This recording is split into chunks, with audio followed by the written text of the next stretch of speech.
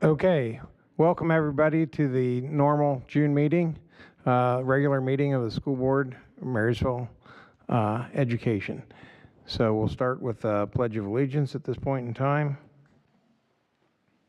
Well, hold on, roll call, got me. Mr. Ferguson? Here. Mr. Keller? Here. Ms. Savage? Here. Mr. Smith? Here. Mr. Keck? Here. Now, Pledge of Allegiance. I pledge allegiance to the flag of the United States of America and to the republic for which it stands, one nation, under God, indivisible, with liberty and justice for all.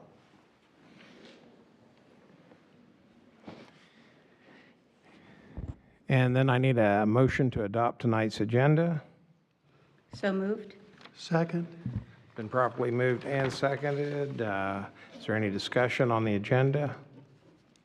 Seeing none, we'll now take a vote. Ms. Savage? Yes. Mr. Smith? Yes. Mr. Ferguson? Yes. Mr. Keller? Yes. Mr. Keck? Yes. And the next thing we need is a motion to recognize the student state qualifiers and special recognition. One no motion, but we're going to do that. So, Mr. Langhouse, you're up. We'd have the board maybe come to the Yes. front, and then we have several groups, athletics and academically recognized students that received at least a state level recognition. So we'll call them up again by group and then come back up for a large group picture with all of you like we did in March. So, ladies and gentlemen, thank you for all being here tonight. I know it's very busy here in the month of June. So, again, thanks for being here tonight to be recognized, and thanks for representing our community and our school district in such a positive light.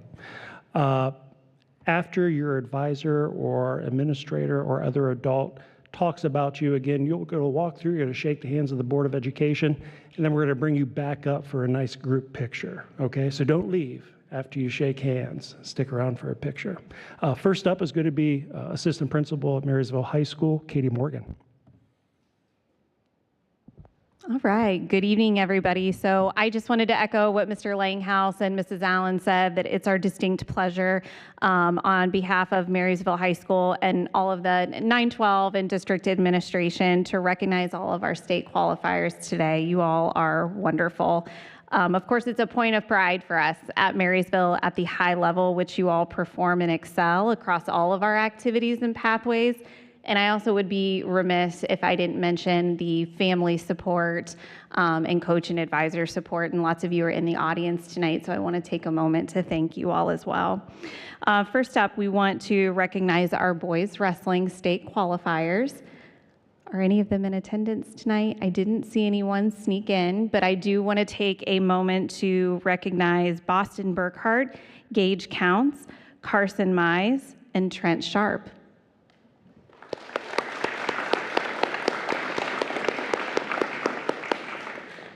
Next, I'd like to invite up Kara McBride, who will talk about our competitive cheer and the incredible season that they had.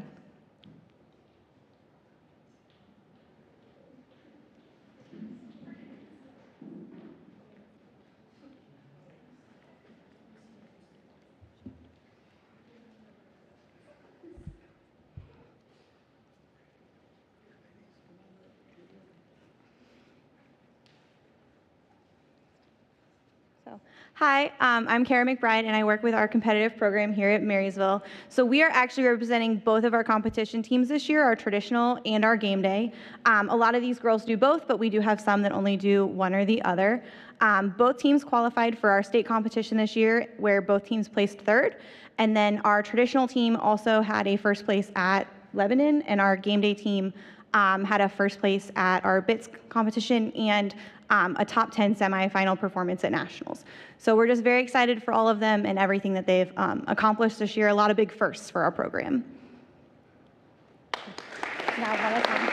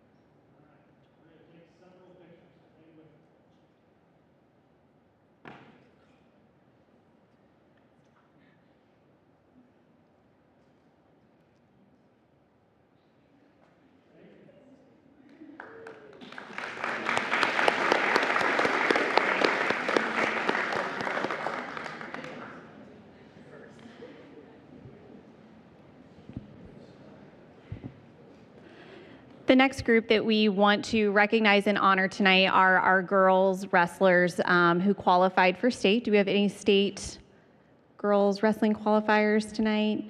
Okay. Well, it goes without saying that that is certainly an elite program from students, staff, coaches, and parents, and we certainly want to recognize them tonight. Our state qualifiers for girls wrestling: Lori Grimes, Desi Lee, Cami Lang, Kara Lang, Addie Lyon, and Laura Mobley. Let's give a round of applause for those girls.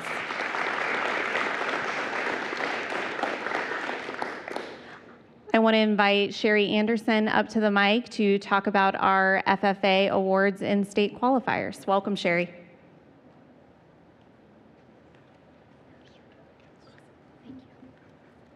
Thank you, Katie. So in March, we recognized pretty much all of our state and national qualifiers, but there was one team that hadn't yet competed yet, which is our welding team. And so there's 3 of them on the team. Only Tristan was able to be with us today, but Tristan Leonard, Josh Martig, and Katie Sargent, they qualified for the state welding competition by designing and writing up a proposal for a toolbox. It was submitted to the state level. They had to qualify and be the top 12 in the entire state out of over 600 chapters. They did that. Then they went to the state convention where they actually had to build their design in 3 hours. After that, they took a written test and they ended up placing 4th in the state this year. So congratulations to Josh, Katie, and Tristan.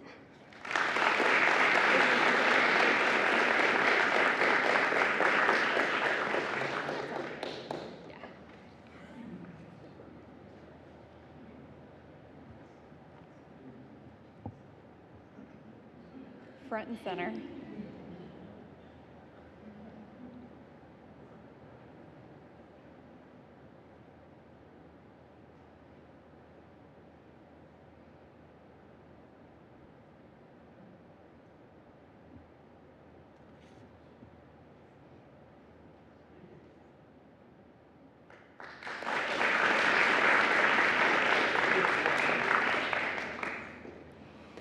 This next student that we want to honor could not be here with us in person tonight, but I'm sure you've seen her work circulating on Facebook and Twitter X, if not down at the Marysville Art League or in the Houston House.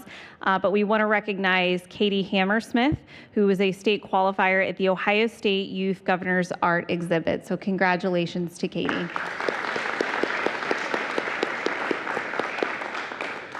I'd like to invite up business teacher Linda Gordon at this time to present her award.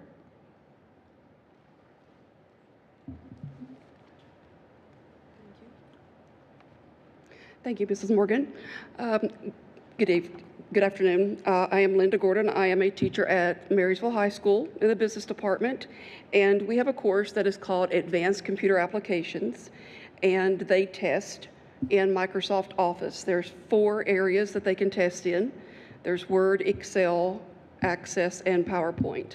And Aaron was lucky enough to take the test this past fall and placed 8th in the state of Ohio in Microsoft Word. So we are here tonight to honor him. Thank you, Aaron.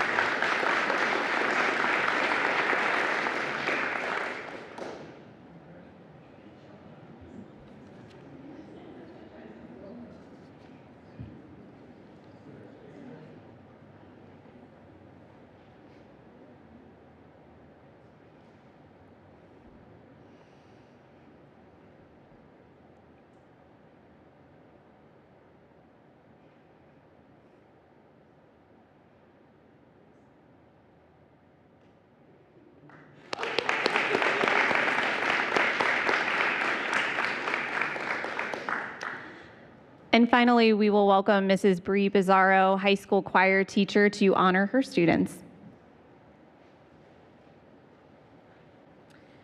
Good evening. My name is Brianna Bizarro, and I have the pleasure of overseeing the choral department and the theatrical arts department for the high school.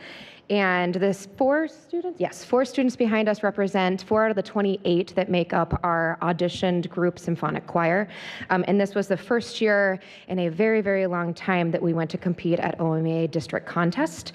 And how the contest works, you have a very specific list of music that you can choose from, depending on how advanced you think your group is. It goes from C, which is the least difficult level of music, all the way up to AA.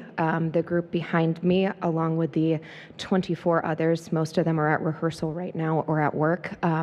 They're very, very advanced, so we went to the highest rating possible and we went with AA.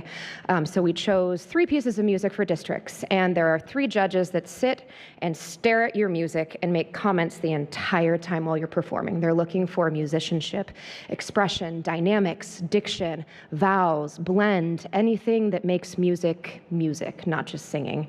And they scored beautifully on the floor with a ranking of 1, which is the highest rating that you can get from all 3 judges. Then immediately after that, you have to go into sight reading.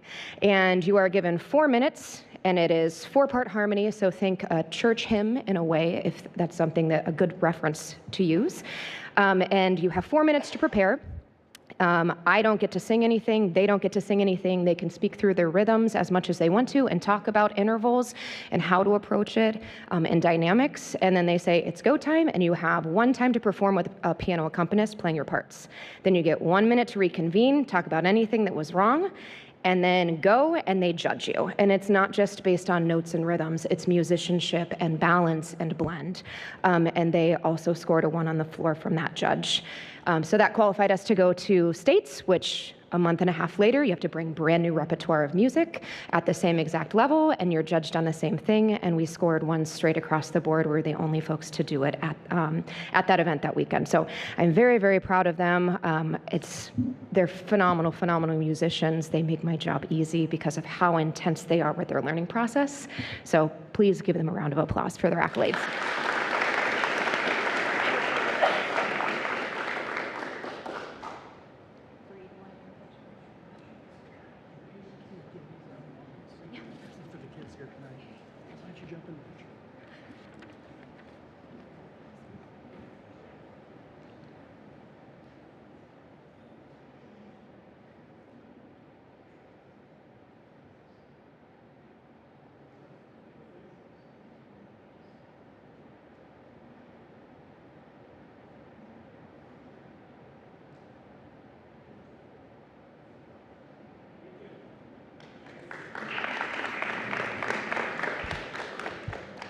A final congratulations to our students, our advisors, our coaches, our teachers, our Board of Education and Administration for supporting these students. You truly and sincerely fill not just our school, but our community with joy and pride, and we're proud of you and we love you.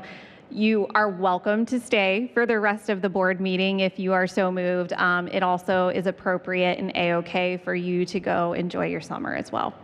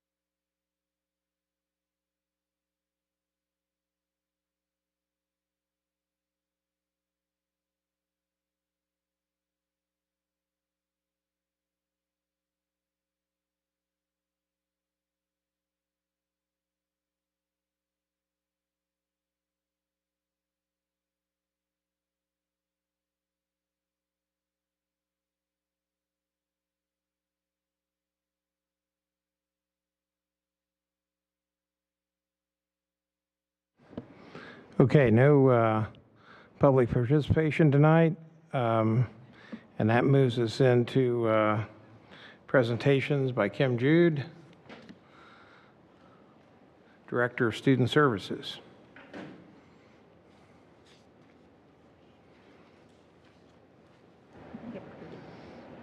And I'm adding Carol Lentz to this too. Surprise. I'm just eye candy, sorry.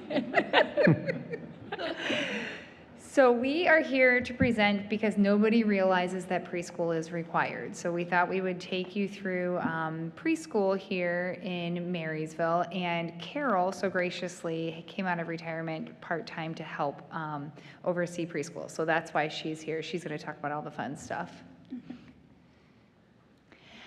So first off, how and why are we required? Under IDEA, there are two parts, Part C and Part B. Part C is the county's responsibility, and that is birth to age 2, or up until the age of 3, till their 3rd birthday. They are required to provide early intervention if a child has a disability.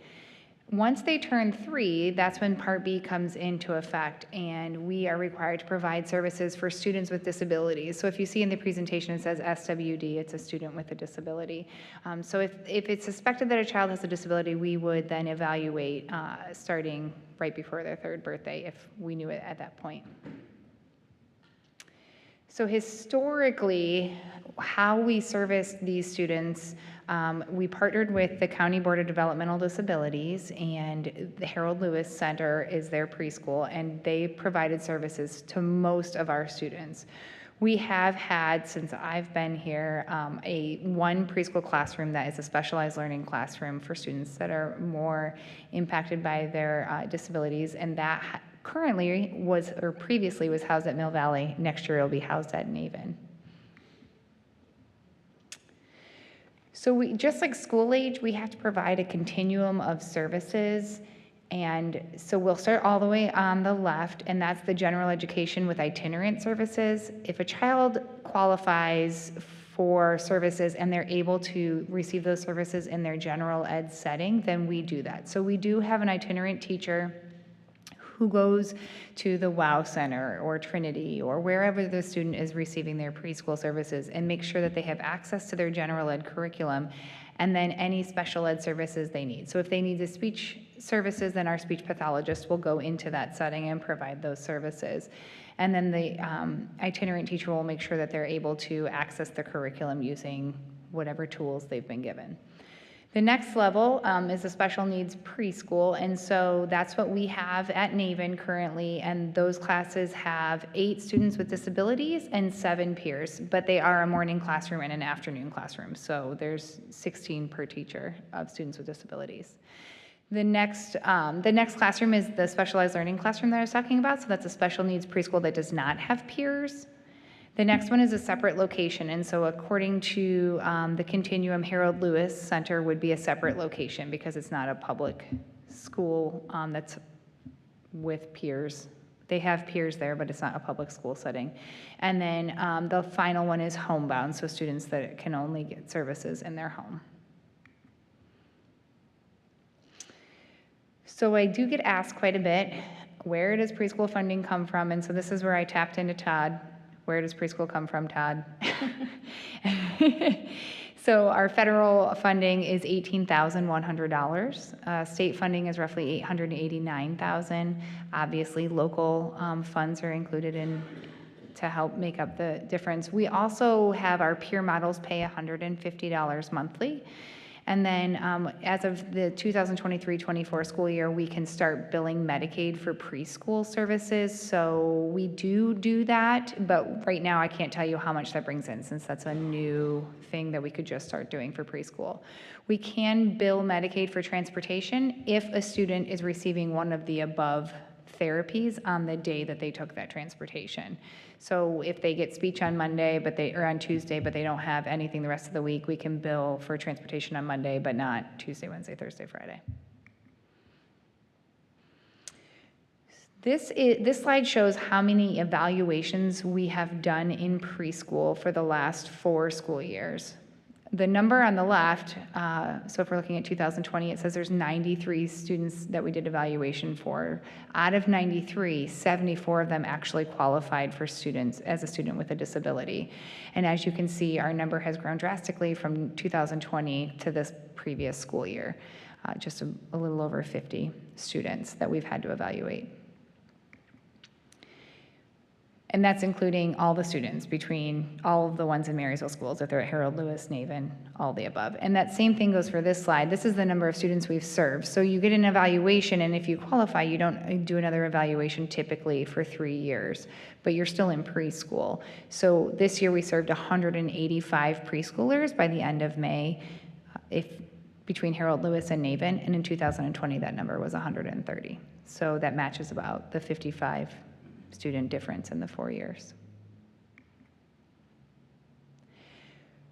This is kind of our whirlwind of last school year. So last school year in August, September, Harold Lewis let us know that they were having difficulty filling some of their spots, their teaching spots.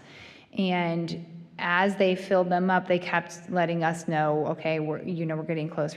And finally in December of last year, they realized there was a teacher, they had filled all their spots, then a teacher resigned, and there just was no more spots at Harold Lewis. So they let us know the first week of December last year, roughly, or end of November.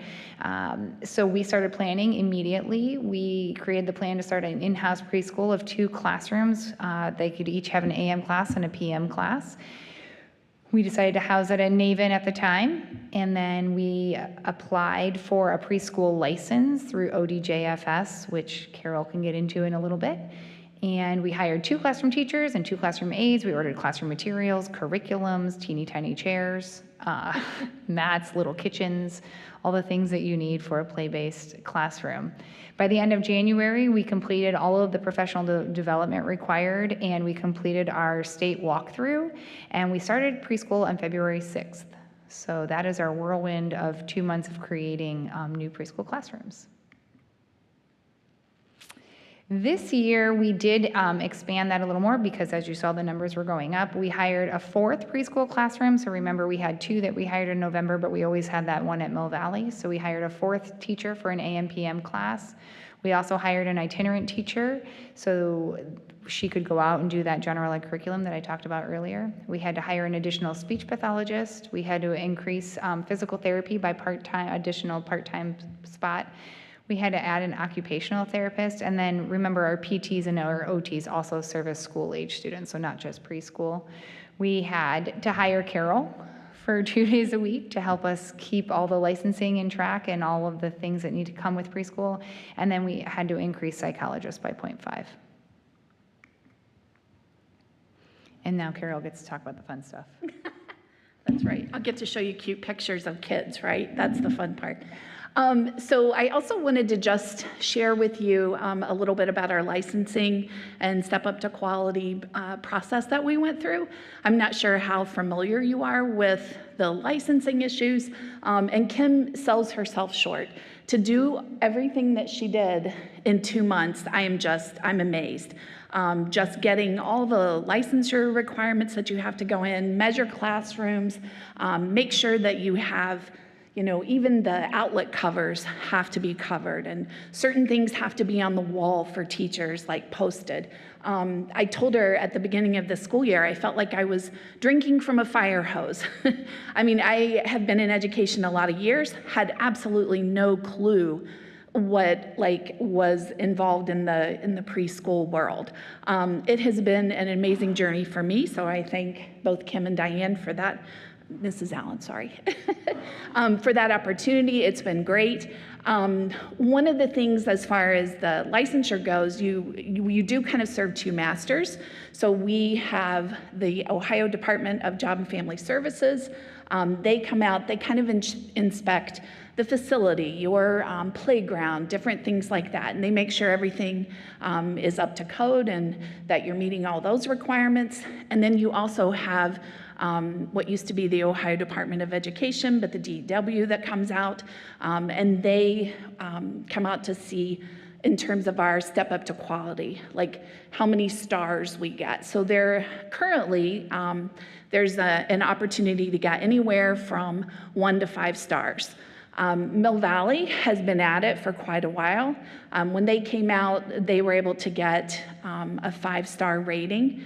Naven, while I was a little upset we didn't get the 5, we were able to get my competitive juices. I was like, what? We're doing the same things, but honestly, okay, I know this is a public meeting, but 2, you have different people that come out and evaluate, and I think, that sometimes also can come into play. But there were a couple of things that they just suggested that we needed to also have. But a 4-star is amazing. I was very proud, so proud of the teachers. The teachers also have to have like a classroom observation. So the lady comes in, she sits, she watches them. I didn't because I was off the day they came, of course. But Kim was able to go through the binder. There are lots of forms that you have to have filled out. There's just, if you ever want to come and just look at the binder, I'd be happy to share it with you. There's just a ton, yeah, they're literally like this. But a ton of information that you have to gather and just prove that you're a quality daycare setting, right, or preschool setting. The really cool thing, they're making a lot of adjustments. In July, is what I've been told, they're actually going to go to a new leveling system. So the stars are going to go away, but they're going to go with this gold award, silver award, bronze award. Anyone with a 4 or 5 star, you're going to be classified as a gold. So our preschool program will be gold. So I'm happy about that. But yeah, very exciting. Just lots and lots to do.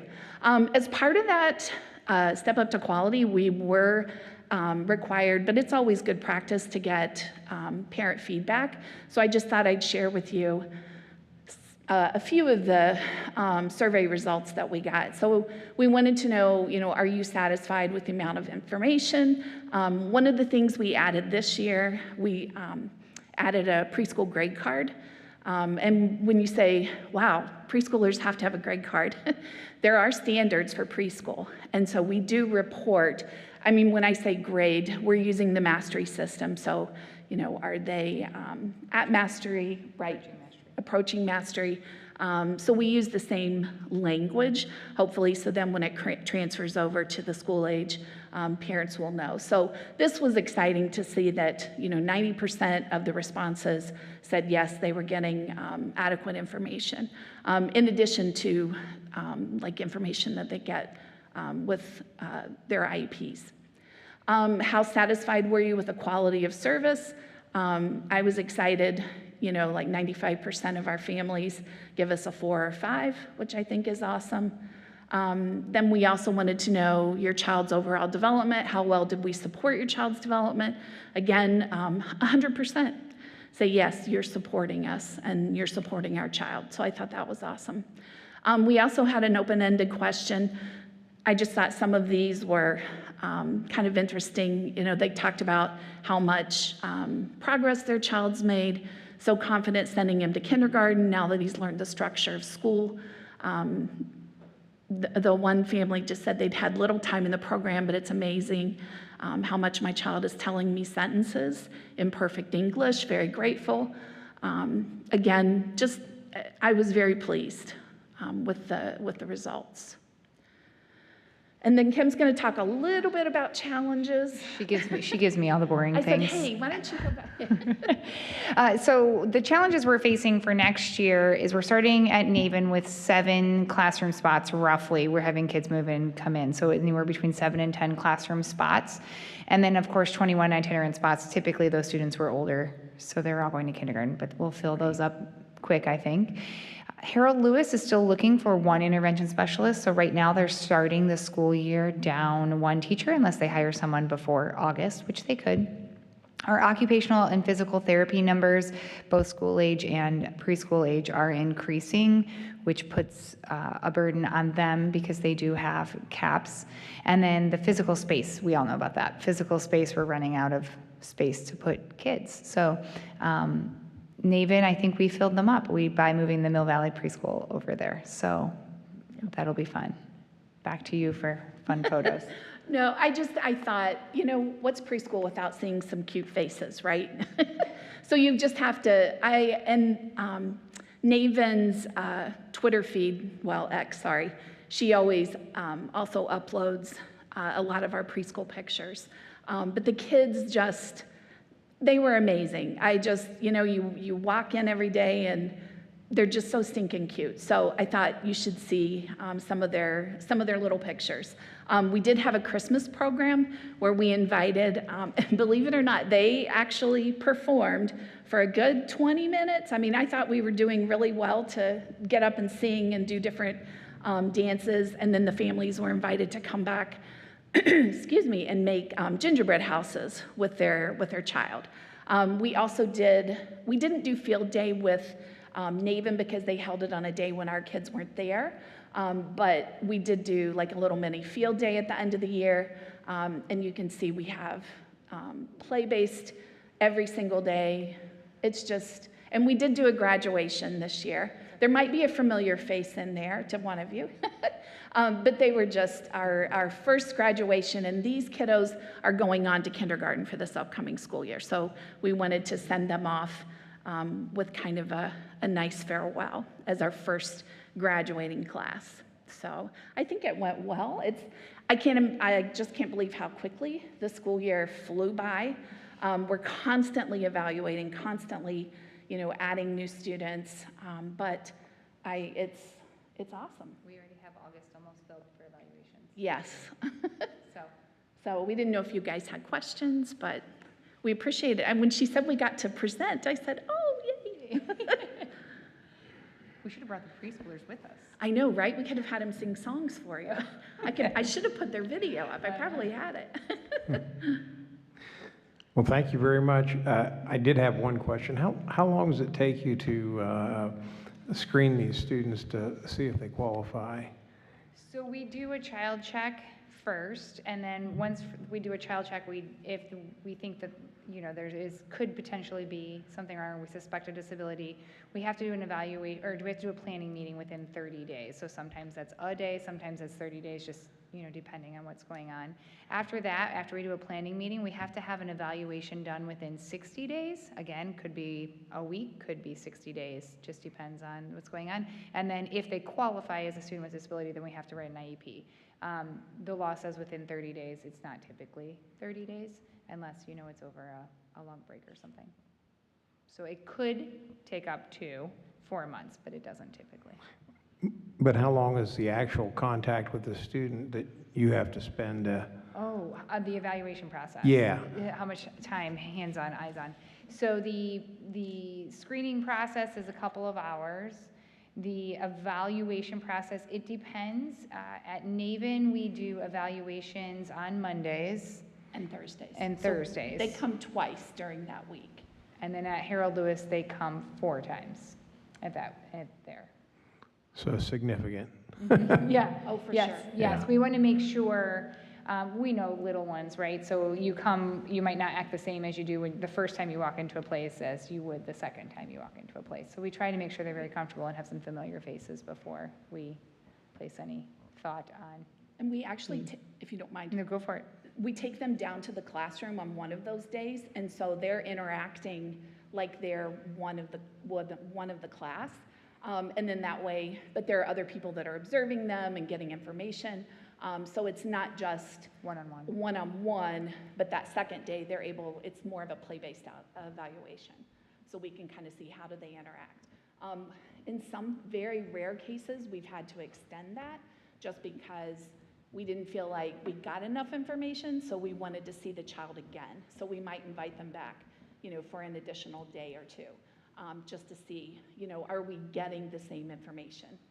Because to Kim's point, sometimes they're perfect for us, but, Yeah. or vice versa, we just want to make sure we're getting, because I think we want to get it right. Yeah. We want to make sure it's a true disability. So I have a question. I'm sorry, were you done? No, yes, go ahead.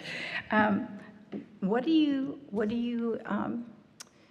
think about the growth rate? The growth rate of 55 over 4 years seems pretty significant. Yeah, the first word that comes to mind is I'm exhausted looking at it. But I really, truly believe it's partially people moving in. And then I have my own opinions about some of the things we're seeing. But I think that there is we're having unique behaviors, I think, at school age and at preschool. So I think some of those things our parents are wiser than maybe they were in the past. So I think it's growth and just more knowledge on parents' So part. parents are getting suspicious of behaviors earlier. Yeah, or things that they're seeing. Right. Okay. Yeah. And then how does the relationship work with Harold Lewis? It's actually pretty good. So we did change something this year. Harold Lewis, so our school psychologist is the school psychologist at Harold Lewis. So that's our employee. Because Child Find Law says that Marysville Schools is responsible for evaluating. Harold Lewis does help us by including their therapists in the evaluation and teachers in the process for the students that are evaluated there. So what happens is they call us and we set the school district, and then we set up that timeline that I gave you. We set up that timeline and we work with Harold Lewis on who's doing what. We have a really great system. In fact, we went through it this morning because we had quite a few referrals recently. So we work together to disseminate that information. Again, their therapists do their evals and teachers, but our school psychologist is the one heading that up. And then here is all our staff. So I'm sorry. Go ahead. I was going to say, I also sit in on Both. right, IEP meetings, and like when a child has an annual review, then I go to Harold Lewis. I sit in on those meetings. And I will say that's been, I think, a nice transition for those parents and families too, because now they know, and not that they couldn't contact Kim or even Kristen before, but you know, they again there's somebody there that they can ask questions about kindergarten and questions about what's it gonna look when we get to that school age. So I think that's been Helpful, for sure. yeah, it's a lot of meetings, though, I will say. 180 times 2. Yeah. Wow. So how many students are at Harold Lewis versus how many students are in? I knew you were going to ask me this, I don't have it memorized. So we can have, this year, we could have 3 classes of 8, 24. Plus our peers. 48, well, not including peers. We're not going to Gotcha. include peers in our numbers if that's okay. So we could have 48 Yes. minus 4. We could have 44 in-house, and then we could service 22 itinerantly. And then the rest of that number was at Harold Lewis, so 130-something were at Harold Lewis. 130-something of our students. Remember, Harold Lewis is a county school, so they also have Fairbanks, North Union, and if they could have Dublin. I don't know that they did this year. Okay, thank you. Yeah, no problem. Do you know the trend at all from the 4 years previous for student enrollment, like back to 2017, like what those numbers look like for growth? Yeah, I don't have it memorized, but what I can tell you is at one point in that time frame, we were in the 70s. Our evaluations were about 105 because that's when we started. So my school psychologist that's at Harold Lewis used to service Raymond Elementary and Harold Lewis. Like her numbers were low enough that she could do 2 placements. In fact, I think once she was at Navin. So her numbers were down below 70 in the last, about that time frame. So we've probably over doubled.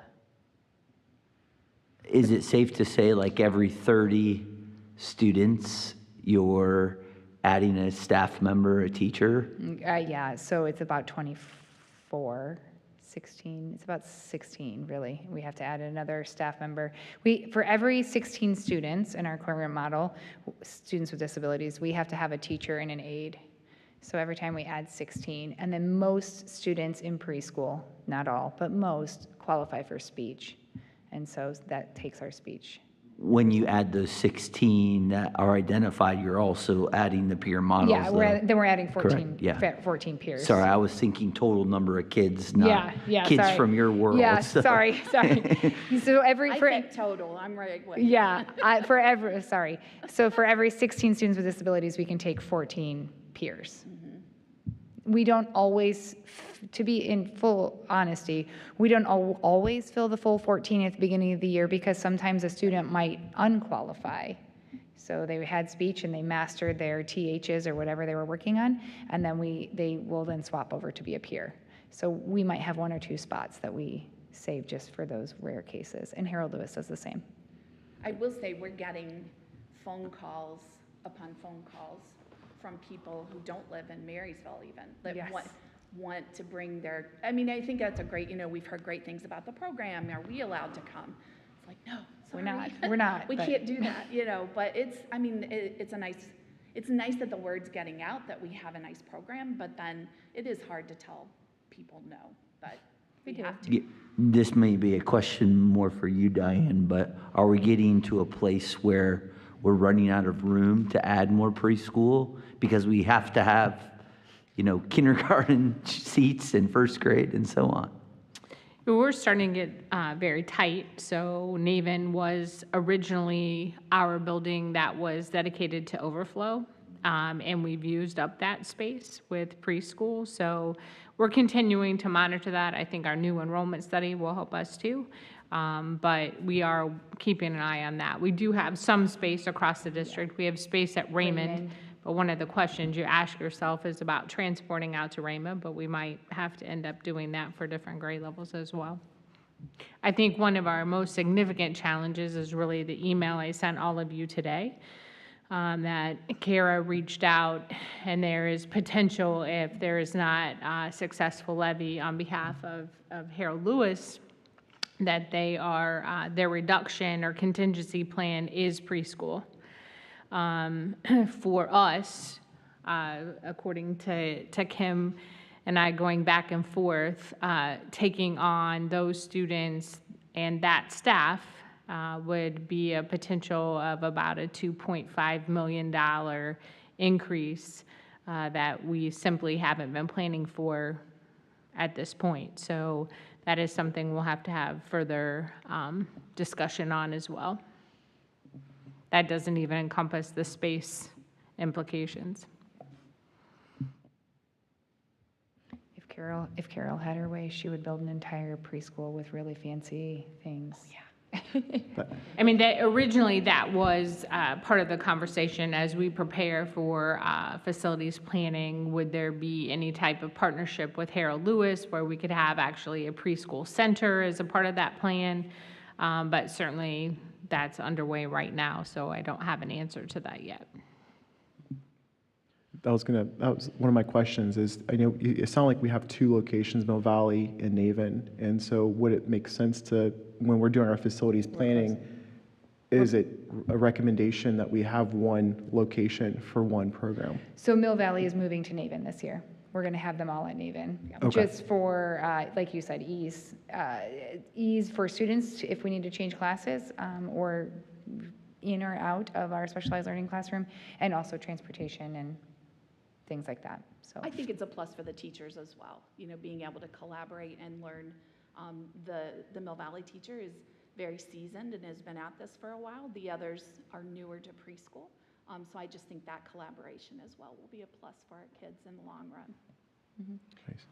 Is there additional benefit to maintaining this activity within a actual elementary school versus a separate facility? And then second question related to how important is the peer modeling model? The first part of your question, the collaborating or being included within an elementary school, I think it depends. There is an opinion on both ways of that. And it depends on who you talk to, even at the State Department, whether it's better to have them included in an elementary or have like a separate preschool. I think maybe Dublin and Hilliard do that. There's pluses and minuses to both. If you have your separate building, it kind of runs like its own building with a principal and preschool or playground and all of the things like that. The benefit of having it in a school age setting is some role models that are older and getting ready, not getting ready for school, but just seeing school age behavior, if that makes sense. The second question was, I forget now. Peers, oh, the peer modeling, that's so important. As soon as we can have students with peer models, if they weren't able to, or if they can right away, it's incredible for the peers as well. It helps with English speaking, whether you speak English or whether you are nonverbal, or if you have speech delays, it helps demonstrate fine motor. We have one student that's very imaginative, and so students that maybe don't know how to have creative play, that peer is helping them with creative play, and they don't even know it, right? They're just playing. It's inadvertent teaching, so it's so important. Definitely. Do you have any idea of the success of the program at this point? We think it's super successful, at least from our parent feedback, and because we have 4 and 5 stars. Okay. We think we're pretty amazing. Well, I guess what I was referred to is, are these students ahead of or behind their counterparts when they get into kindergarten? I asked Mark for that data. We don't have that yet, since this is our first graduating class. This is the first time we've had graduates going into kindergarten. What I can tell you, I have in all honesty, my child was in the program, and it will be one more year. But it is nice, at least as a parent, I got a grade card through Power School, and I was able this year to see where my child was and what we needed to work on, and able to see what is coming and what the expectations were.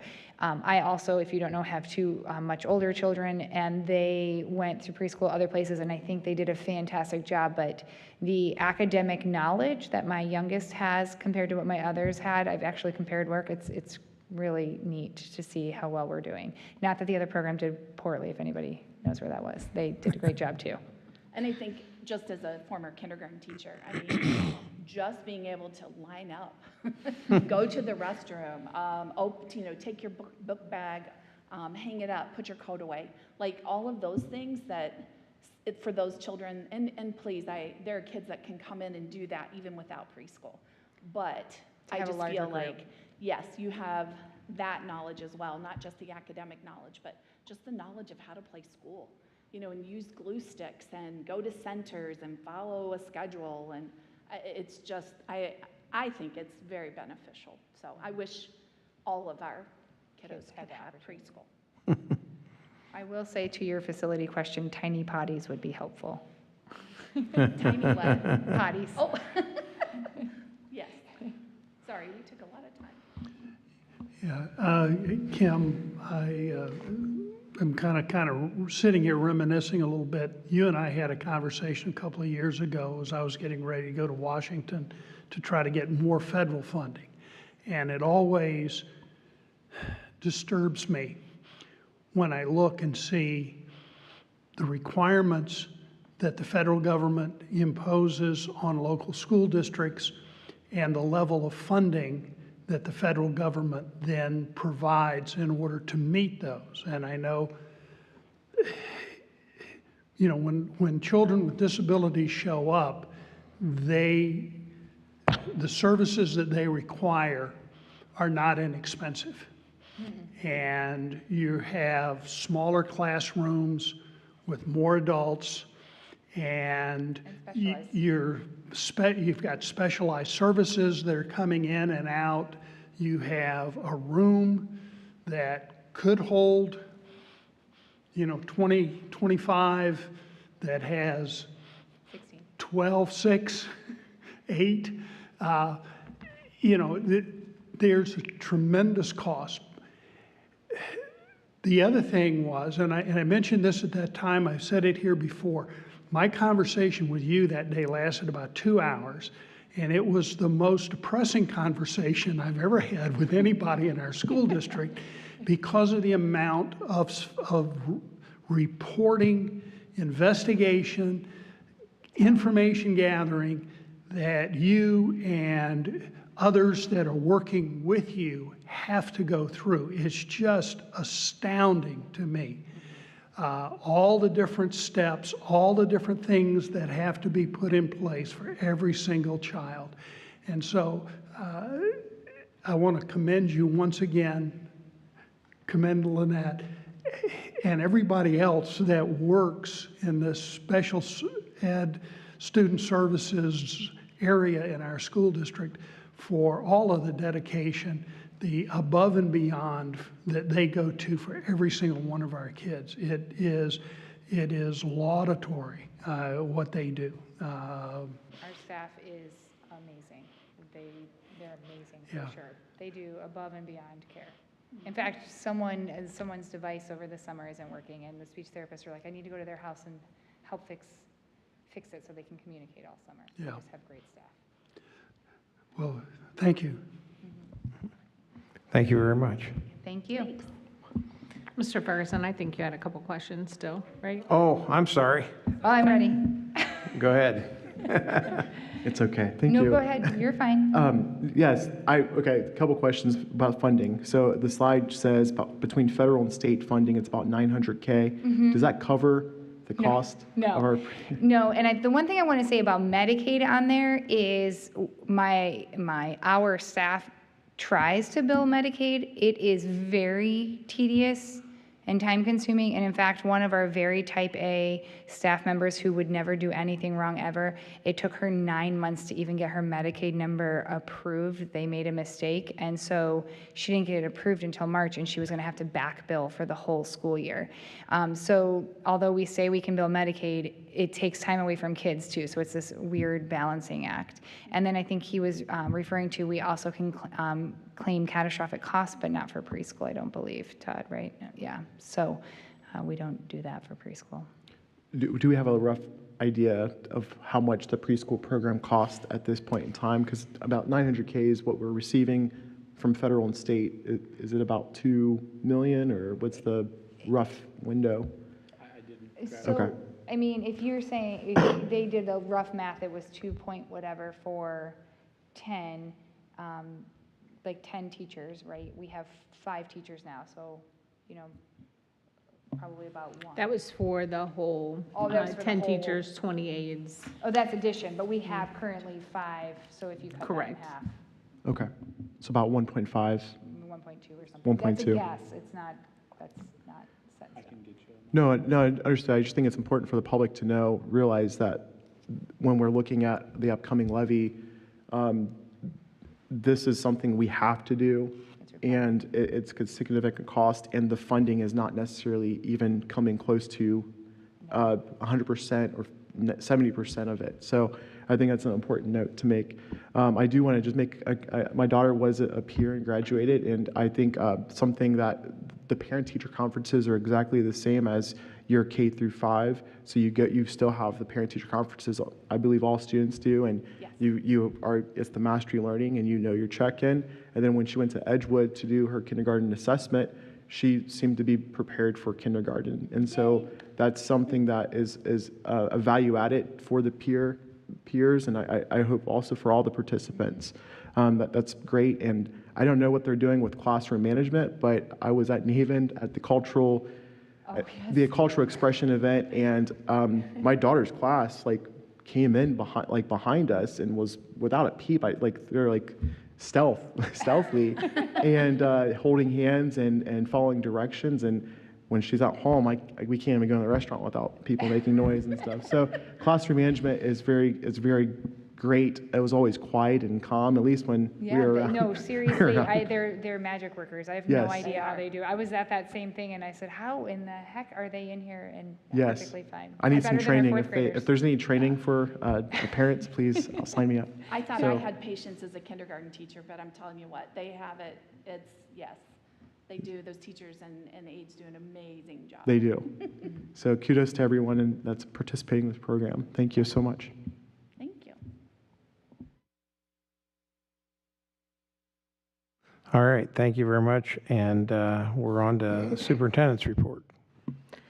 For the first part of my report, Mr. Cox is going to give us a High Point update. As you probably recall, we're going to move to a quarterly, so this is his first opportunity in. Quarterly, biannually, whatever. So for those of you that know me, I always go off script.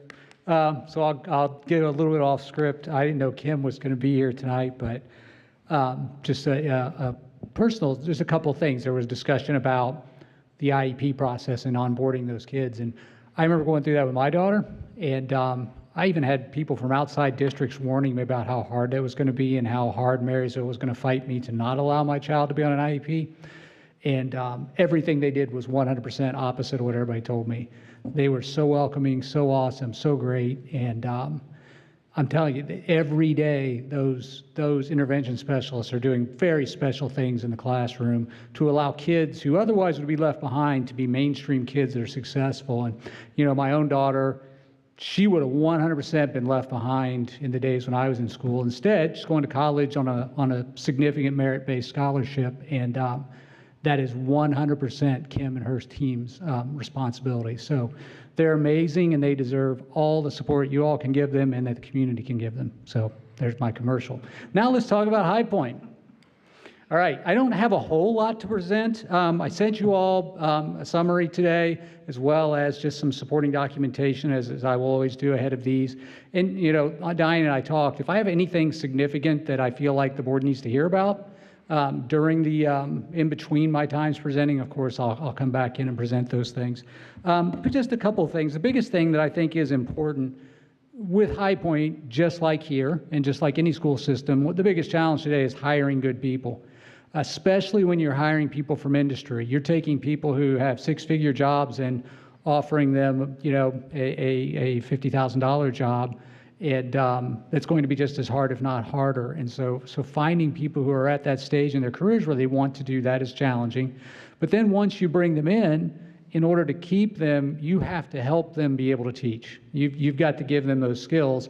They benefit from that, and so do the kids. So one of the a new position created this year was a director of teaching, and Brianna McCray was brought in to do that, and her job really is teaching the teachers to teach, teaching them how these are the skills you need, this is what you need to do, this is the nuts and bolts of the position, and then helping to support them then throughout the school year. And that's both on the main campus as well as all the satellite programs that she'll be involved in. So I think that's a really great evolution. I think it's going to help them to retain teachers.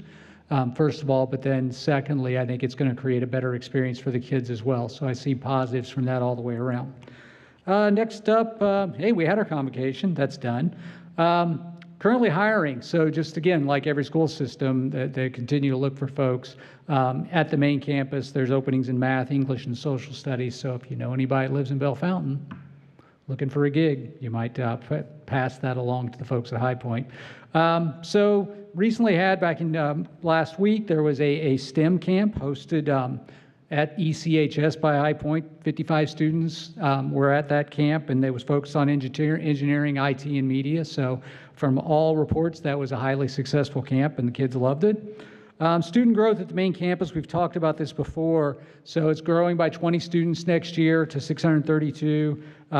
The capacity, so about 53 kids away from the capacity for the campus, and I know we've talked about that as well. But two things I think that should alleviate that concern. One, as I've shared with this board before, Marysville is the only district within the High Point group that is growing. All the other districts are actually shedding students as opposed to growing students. So I think there's plenty of room for Marysville kids at the main High Point campus. But the other side of that too is the satellite programs. Those programs continue to grow, new programs are being added, and I think that's how more and more of our kids here in Marysville are going to be serviced by High Point in the future. Along that same lines, we've added a media arts program at the high school for next year, and I think that's an exciting program. I think that's going to be really great. And the even better part of it is that's at no cost to MEVSD. That's going to be a High Point program. But it will allow kids who are looking at the graphic arts, looking at media arts, it's going to give them an avenue as well. So we see that as a real positive. Unfortunately, on a negative, the aviation program at Grimes Field in Urbana is being shut down. They lost their instructor. They really have struggled getting kids into that program. And, you know, Diane and I talked about this. I think there's a great opportunity there. I would love to see that program move to Marysville, but I also think there needs to be a rethink on the curriculum. And with that, I think there is an opportunity to bring that back. And I know High Point would be interested in that, but with the instructor leaving and how hard it was to find somebody, to fill that role previously. The decision was made to shut it down. Probably the biggest loss with that was they were going to add as part of that a drone program for next year as well. That would have been part of aviation, so that unfortunately will go away as well. But I think if we could find a really great aviation instructor that happens to live in Union County, I think that would really benefit Marysville schools. So just something for everybody to keep in mind for the futures. Financially, I hear some discussion around the community about even, Marysville, MEVSD's cash balance of around $20 million. So I was struck by that when I think since the time I joined the High Point Board 2 million years ago, our cash balance has been around $15 million on a $20 million budget. So about almost 3/4 of a year in a slush fund, as I've heard some people call it. But basically, it's basically the operating funds that if for some reason funding would drop significantly, it would allow High Point to continue to be successful. So I will say this, Caleb, the treasurer does a really great job of managing High Point fiscally responsibly, and they continue to come in about 89% of their spend budget year after year. And so that's allowed them to maintain that cash balance. So that's my report. Again, I included some other documentation that you all are welcome to peruse. And if you have any questions, I'll answer. Well, I'll try to answer them. Or you also can reach out to me anytime. Yeah, I was want to say I happened to walk into the early college on the day of the STEM camp, and the kids there were having a ball. They were engaged. They were focused on the projects and the activities that they were doing. The adult leadership there, they seemed to have a great time working with the kids.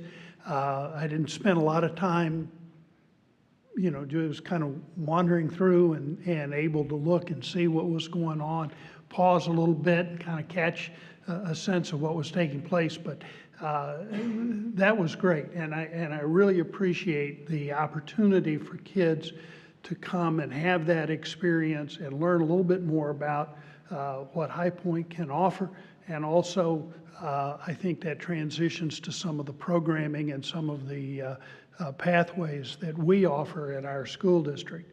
I'm really pleased to see that the satellite programs are going, because I think that allows kids to stay closer to home, I know that one of the early problems with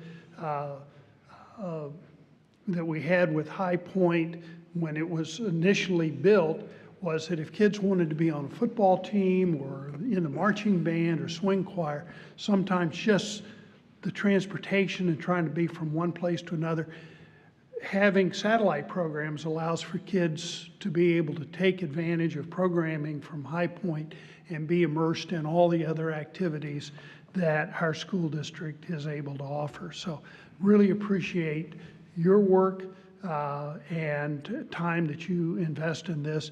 Thank you very much. And I would point out, I think it's in the notes I sent you all, to your point, the auto tech program at ECHS, I believe 4 of their graduates are going straight to work for Honda Marysville. So that's a real positive. And again, to your point, those kids, had that program been remote, that may not have been an opportunity for them. I just wanted to say thank you on behalf of everyone involved in the program. As far as hiring a teacher to teach business people how to teach students, because there's a huge gap there, how you operate in the business world and the career world, and then you have a lot of knowledge, but being able to transfer that knowledge and how to communicate with high school students and manage a classroom, it's completely different skill set. And even though those instructors may have a ton of knowledge, worldly knowledge, making that connection is super important for the kids to get everything they can out of the program. So, agreed. Thank you. Do those instructors still have to achieve, and maybe this is more for Ms. Allen, do they have to get certified in a certain amount of time, even though it's the second, I don't know what they call it, indirect?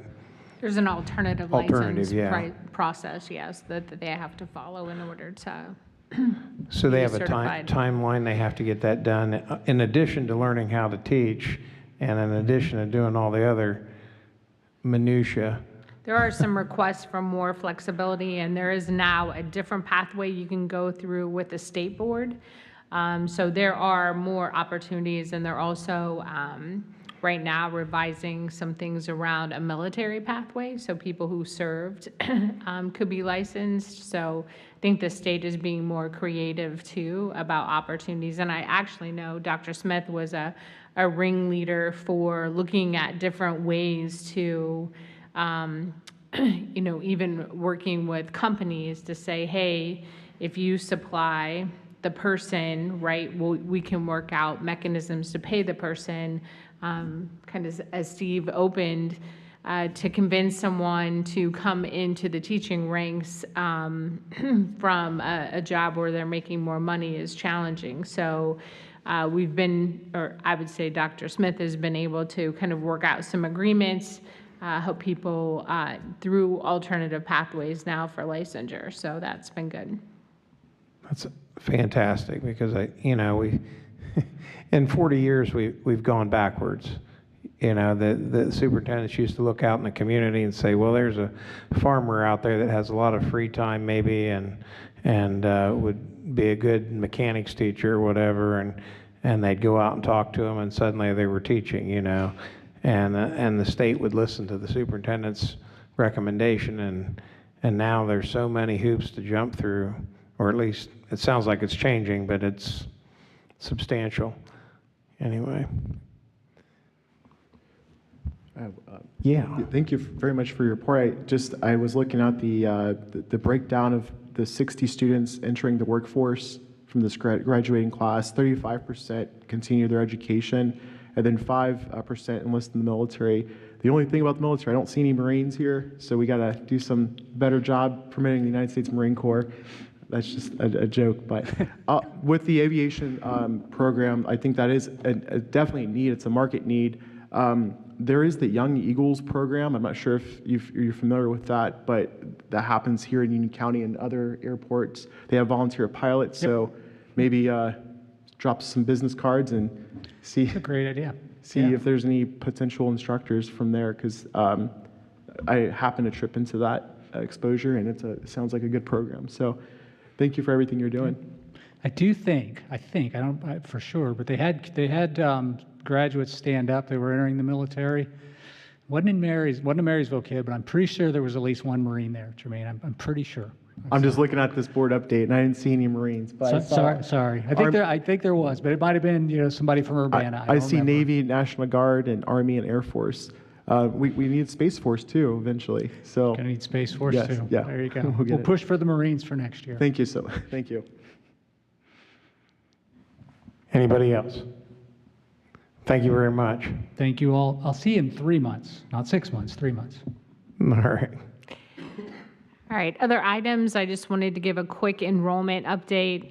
Just to remind you, in summer, I typically don't give numbers because there's a lot of flex in the summer withdrawals and enrollments.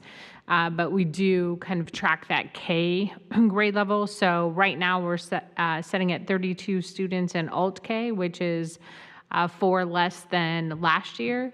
And our kindergarten numbers are sitting at 386, which is now just 6 less than last year. So we were trending earlier this spring a whole class less, and we've had a boom here in the past couple months of people enrolling. So we'll continue to watch that. Parent council, we have sent out a follow-up email, organized people who were interested into 4 categories aligned to our strategic direction. All of those people received an email today with their group that they've been assigned to, and our first meeting is scheduled for September. So they received the dates for the year. All of the 4 groups will meet in this building on the same night at the same time. So we'll have space for all of them to organize. So excited to get that started for next year. Facilities planning and our enrollment work is underway. So we've had a series of meetings on Zoom calls with principals and staff to review facilities and needs that we have. Then the team with Tracy Richter will be coming to buildings to do an adequacy study. So what is it that our classrooms should have, and then actually what do they have? So we'll get a report on the difference between that. We've also submitted all of the plans and talked about plans for development in the community to that group so they can start the enrollment side of that. They will be pulling our October count to set the metric for enrollment, so we probably won't have that study done until after that October count week. And also we have identified the 30 people to be on that task force, and we're waiting for some more direction from that committee, or from Tracy, about the first meeting, so we'll be reaching out to those people. Currently, we have 5 open teaching positions. We have a family consumer science at the high school, science at the high school, an instructional coach at Bunzeld, a 4th grade teacher at Raymond, and at Edgewood Kindergarten. We have 9.5 support staff, special ed aides, bus aides, bus drivers, I think that kind of, and some bus aides on that. Test scores, I think Matt might talk a little bit about, but we have preliminary data that has come out. The district is trending fairly well. Mark will be here in July to kind of give you that preliminary overview, and then come back in September and kind of give you the final. Value added is not in the data at this point, so there won't be like a final rating or anything of that, but there are certainly some things to celebrate. Let's Talk, our original group, is they're currently reaching out to groups they're involved with and trying to set up additional meetings. We've had meetings at dance studio reception areas, and there's one being scheduled out for the Allen Center area, so that's continuing to flow. We received a text message today from someone who was answering some questions from a group they were meeting with, so some great traction that way. Summer lunch program is up and running in coordination with our library. So the first day they ran out of food and served over 200 lunches. So that's been successful and continues to grow as a great partnership. And then I thought I would just highlight a few takeaways. We've talked a couple times about our senior interviews that I held at the end, I guess, in the spring. Met with about half of the graduating class to discuss their student experience. Few takeaways that I think are things to celebrate and that we've been focused on. Nearly 100% of our students that are seniors indicated they felt safe at school. They also indicated that they had a trusted adult, and those are 2 major undertakings that we've had over the past couple of years on our safety and wellness side. They encouraged us to consider a consistent schedule at the high school. There's been a lot of change with this schedule the past few years, and that was a struggle.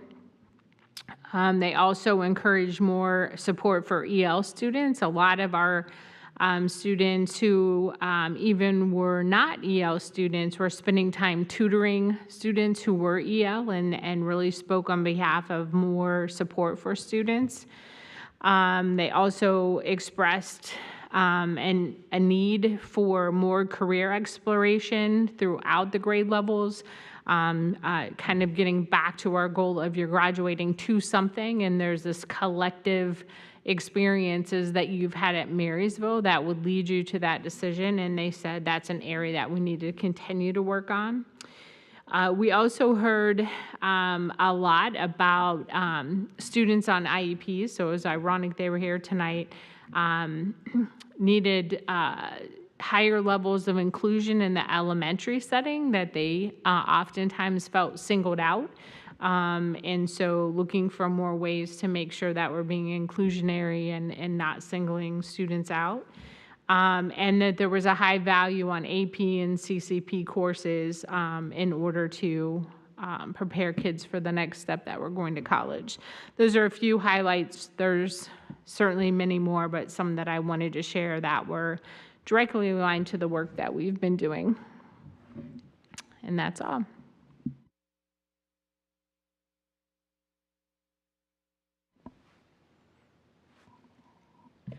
Just comment. Thank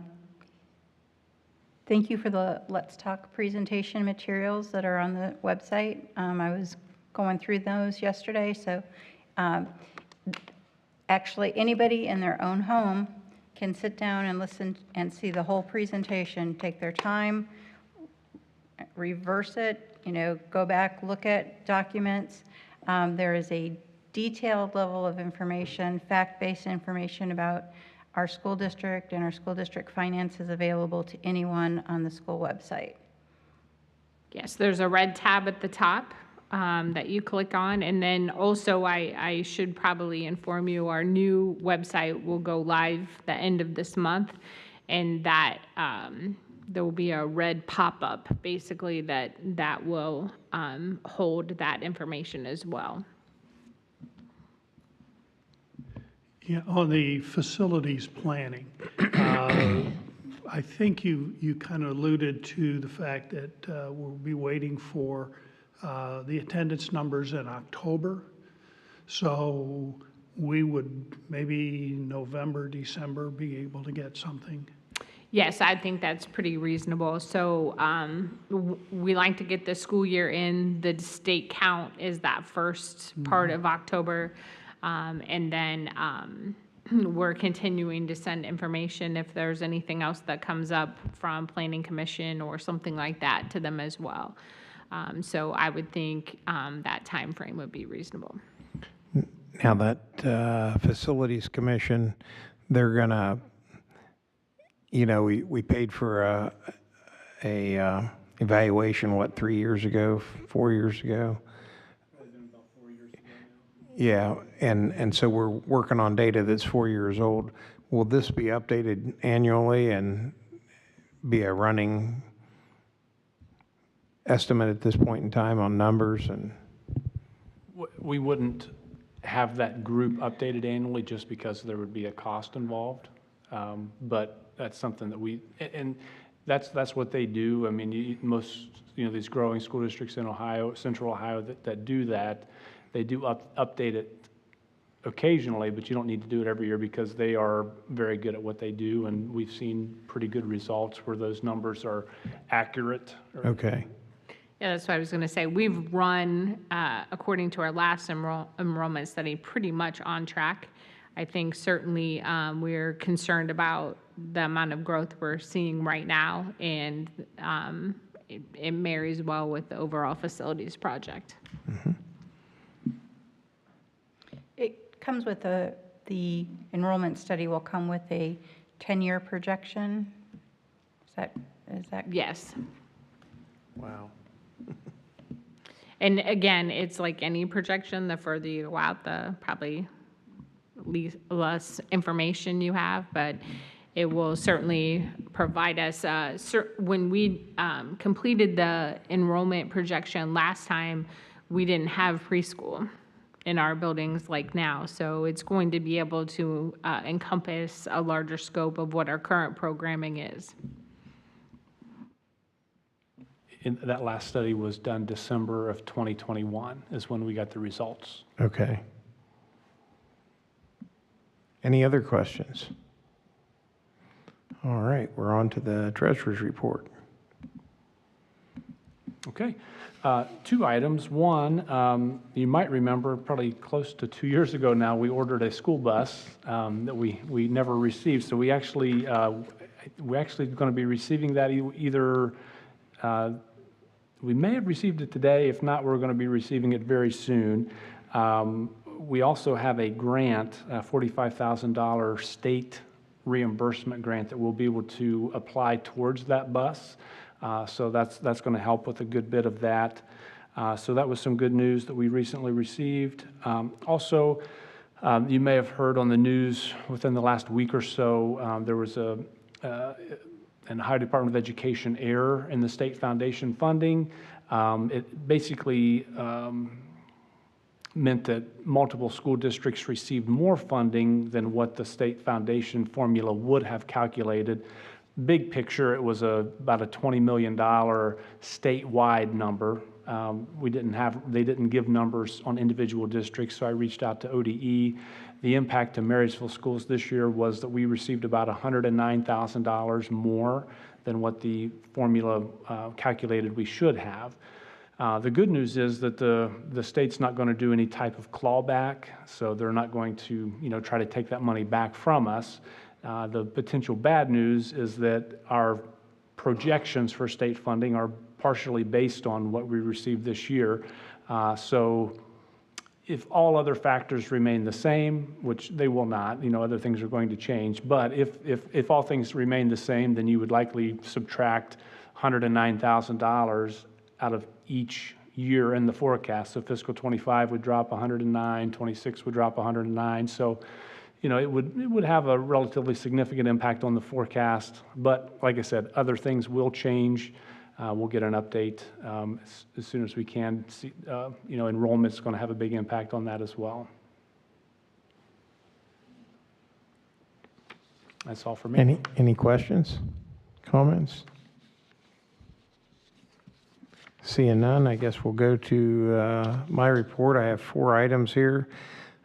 We held, as a board, a special meeting on June 11th to do end-of-year evaluations of treasurer and superintendent.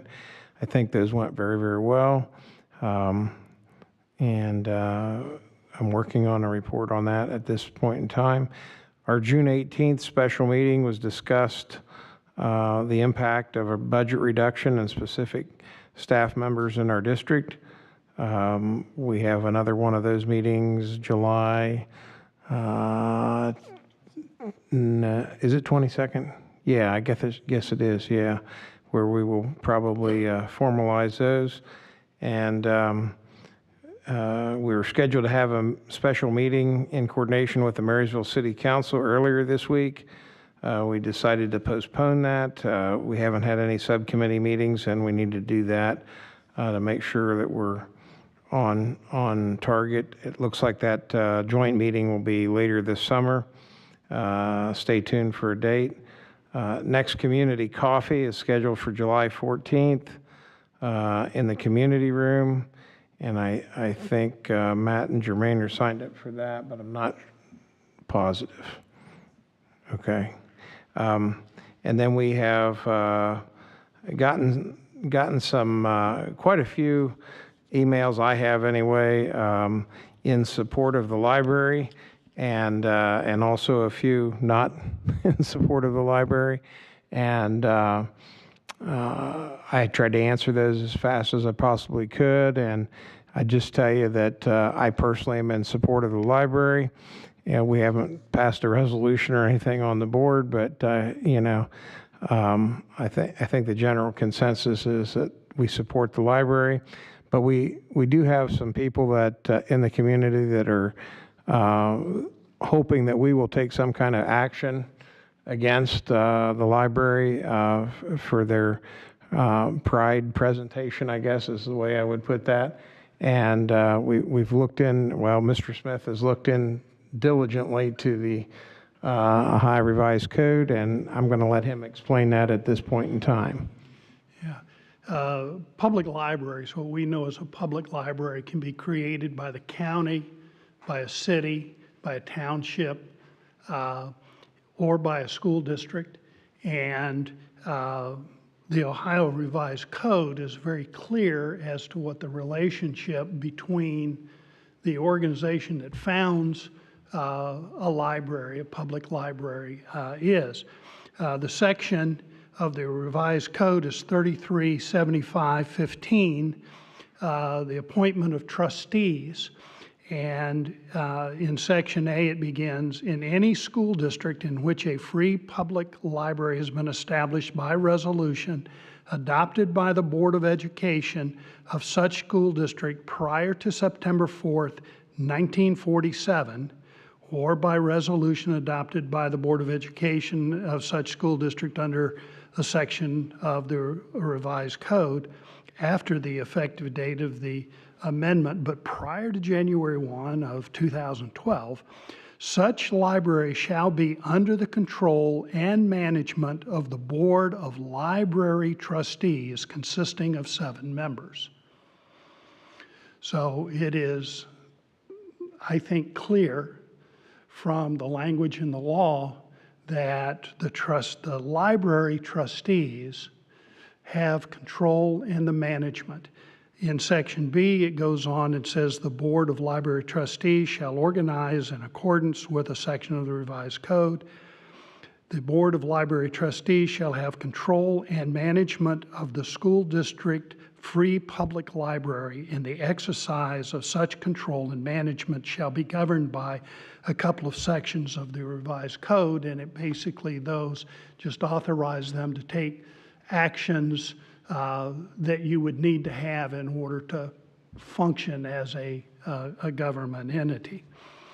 In terms of the appointment of a trustee, the Board of Education shall make such appointments to the Board of Library Trustees, and I point out that the words used in the law says shall make appointments to the Board of Library Trustees not later than 45 days after the date of a member terms expire or a date of the vacancy occurs, whichever is applicable. We do not have, in another section of the law, it says that the library trustees announce any vacancies. They make that known. They take applications from people that live within the school district, and they then interview and make a recommendation to us. And the law says that we shall make an appointment. If we were to fail to do that, if we didn't do that, the Board of Education does not make an appointment by that time. The appointment shall be made within the next 14 days by the probate court of the county in which the library is situated. So we don't have a voice, as I read the law, and I'm not a lawyer, but we don't have a choice of the trustee. The only thing we might do is not appoint somebody, and if we don't, then the appointment would be made by the probate court. The law in a different section talks about the tax levy, and it says that the Board of the Library Trustees of a school district free public library may annually during the month of May certify to the Board of Education of the school the amount of money required to maintain and operate said library during the ensuing year, and the amount of revenue anticipated from all sources other than tax levy on taxable property of said school district. And then we have the authority to place the tax on the issue, but the decision as to how money is spent, the programming, the materials, and all of those kinds of things rests with the library board, not with this body, as I think it says here in the law. So I hope that answers the question. We've had people that have said, you know, or intimated that they would like for us to take more control and give direction. As I look at this, I don't think we have that authority. Okay, thank you very much. Anybody else want to comment on it? Yeah. I do. I didn't know this would be a discussion for tonight, so I'm not fully prepared. But I do think that since I've been on the board, we've made several appointments to the library board. I like to be responsible for my vote, and typically there's a name of a person who I may most likely not know. And since we do have the appointment process that is in our responsibility, there are voters who are asking us to play more of a role in the appointment process. For the record, I support the library. I do not want us to be in control of programming decisions or anything, but I think we should explore how do we strengthen that relationship with the library and the appointment process to be more informed of who the candidates are and who should we confirm to be appointed to the board.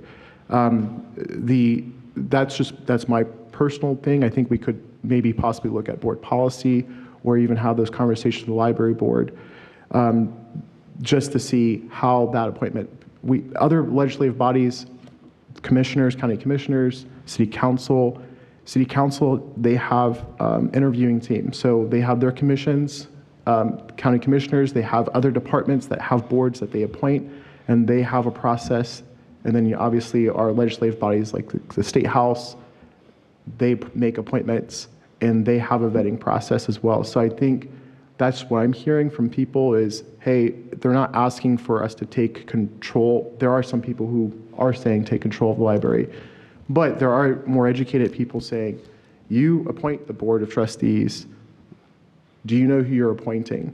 And I don't know if we can honestly answer, yes, I know who we're appointing or not. Okay, so because of all the issues with the library last year, when they did interviews, this is the first time that we were invited. So Sue Devine, as president, sat in on half the interviews with the people that were interviewing for the library board position.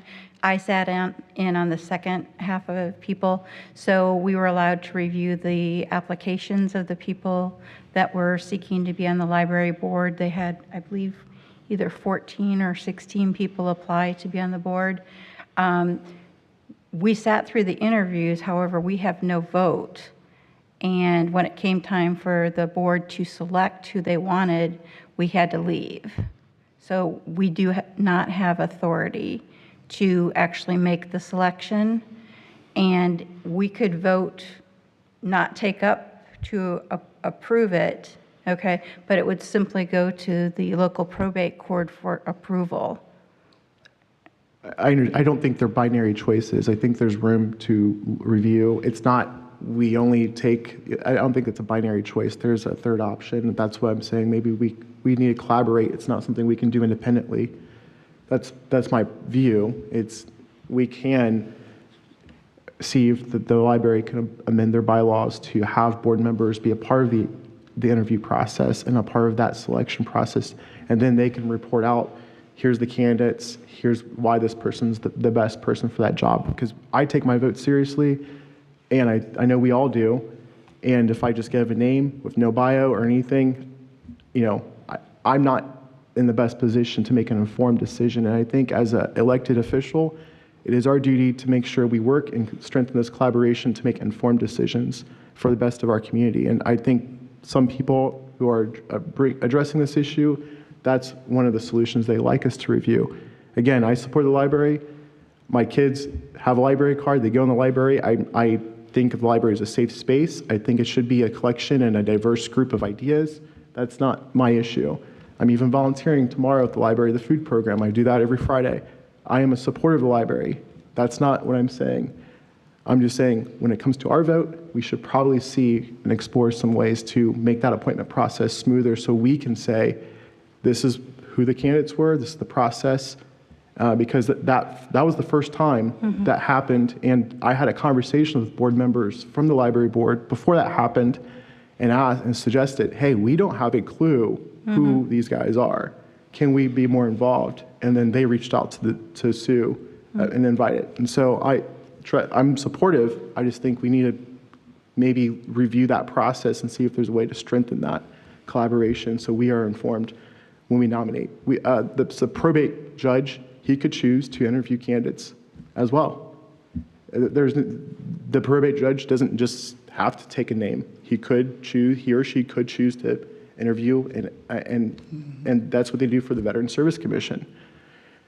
Applications are presented to the probate judge, and they vet those candidates. So there is precedent for us possibly being more involved. Yeah, I would say that the guidelines in state law say that anyone that lives within the school district, as our library is a school district public library, can apply when a vacancy occurs. And the remaining members on the board are given the sole responsibility to interview and to make a recommendation. I understand your point, and I think if we receive some background information on the individual that was going to be appointed, so or forth, I think that would be nice. Maybe have them come and introduce themselves to us. But as I said, and I want to make clear, it does not appear as in law that we have any authority to do anything other than accept or reject the recommendation that we get from the library board. Because they are given complete control of management, and we aren't given any authority to really intervene in any of the decisions that they make in terms of the library operation. And that could be displays, materials, programming, any of those things. That's the library board and the librarian that they hire. And the law lays out fully what those responsibilities for those two bodies are. So in terms of us taking action, I hope this helps to answer some of the questions. In terms of a levy request from the library board, I'll again point out, we don't receive any of those funds. Those funds are collected by the county and are directed specifically to the treasurer of the library board. And they don't run through our books at all. So I guess I have a question for you. If we chose to not take a nomination, then would they then automatically go to the probate judge, or would they go back and take their second candidate or whatever? Or has that never been crossed? I don't know. The law says that we shall make appointments to the Board of Library Trustees not later than 45 days after the date of the member's term expires or after the date a vacancy occurs. So when the vacancy occurs because of resignation, or a vacancy occurs because of death or end of a term of appointment, the clock starts. And if we were to not make an appointment within that 40 days, 45 days, then it says the appointment shall be made within the next 14 days by the probate court. So there's, I would think, if no action was taken, during that 45 days, the library board can do, I would think, whatever they want to do. They could make a decision, change their mind, make a different decision, whatever they want to do. But then, if we don't act, then the court is where they would go. Mm-hmm. I know what you're getting at, and I agree with you. The law does not say, it says we shall make an appointment. It doesn't dictate how we make the appointment. Yeah. The library bylaws dictate that process. Well, and I would do that, but that's totally, I mean, the law is specific in that the library board announces the vacancy. They are the ones that put out the application, and they are the ones that interview the candidate. So those three processes are defined by law, and none of them involve us. So we were invited to sit and listen to the interviews, but then we were excused when decisions concerning the recommendation to the board was made. And I mean, the library board may want to go in a different direction, but at this point, we don't have the right to step in as I think some people in our community believe that we may be able to do, and I don't see that, so. Yeah. Okay, let's move on to student achievement. Mr. Keller. We had a group of students visit Yori. We saw some pictures of those sent from Diane. And I guess I had a question about that, Diane. What group of students was that? So those would be students who chose to take that as a field trip as a part of the Japanese program. So in exchange, so they actually just got back, and I got new pictures. I just haven't sent them to you yet. And they're going to come to a board meeting and present. We're talking about probably August. And so they're going to talk about their experience, what they liked, and food, and those types of things as well. That's awesome. It was neat to see the kids enjoying themselves. State student achievement data is coming out. We kind of saw some glimpse of that in our notes from the schools. Diane mentioned that we're making progress and improving, and in July we're going to be hearing more about that. And then really some neat experiences to end the year. My first graduation as a board member, that was awesome just to see the kids celebrating that time and accomplishment, and then lots of clap outs and assemblies to end the year in all the buildings. Questions? Okay, we'll move on at this point to Mr. Ferguson with the legislative report. I'll keep it short. The state legislature has about one more week before they go into their summer recess. I will send out the link. I'll forward that link, which is a legislative report from OSBA. Also, I just want to share, if you log into your OSBA account, you can look at their bill legislative tracker if you have any interest to see what bills are being monitored by OSBA. But again, the State House will be taking a summer recess for the holiday. Probably won't come back until after the election.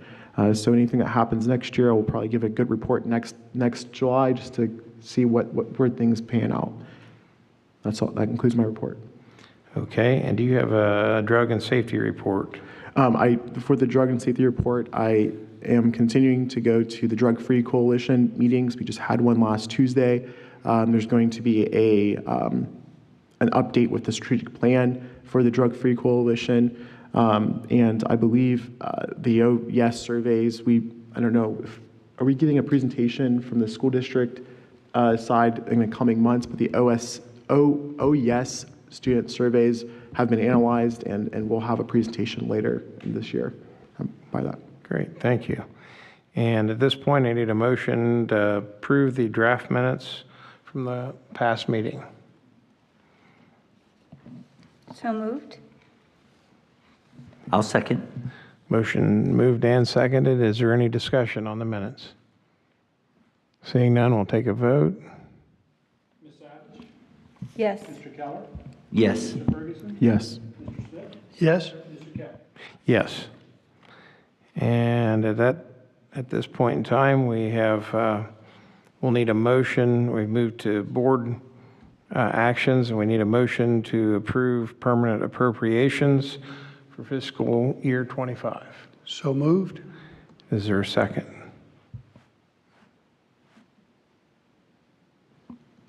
Yes. Second.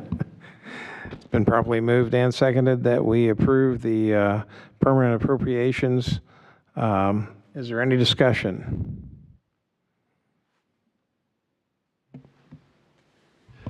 The appropriation is a total of all funds that are received and expended by the school district. Is that correct?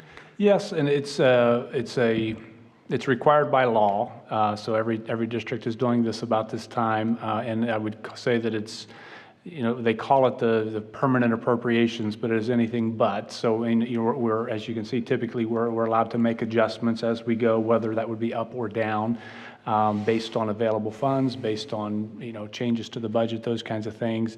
I think the biggest thing that stands out in this appropriation is in the general fund. If you look at last year, there's a jump of about $7 million, but really the key to that increase is the ESSER money that's going away. So, you know, in the last few years, we've had ESSER money that has been basically supplementing the general fund. With that money now being gone, those expenditures that were for existing staff that were previously in the general fund are now coming back to the general fund, and that does match up with the 5-year forecast. Now, the staff members that you mentioned, those were people that were already employed by our school district, and these were not additional staff that were hired. And so we were using the ESSER dollars to supplant, to pay for employees that were already employed by the school district, so that we were able then to stretch our dollars a little bit further. Exactly. Okay. Because I know there was a comment by our state auditor, letter that he sent out that was critical of school districts that he said didn't manage the ESSER dollars very well. And I want people in our community to know that the ESSER dollars helped pay for summer programs, the remediation programs, because we know kids fell behind during COVID, and that they helped us to stretch the local tax dollars that we have available for a fairly significant, I think, period of time. So. Todd, so there's the ESSER monies. We're supposed to spend ESSER funds by September of this year. Is that correct? Correct. So the $200K that we see in Fund 507, that will be from the start of the year till September?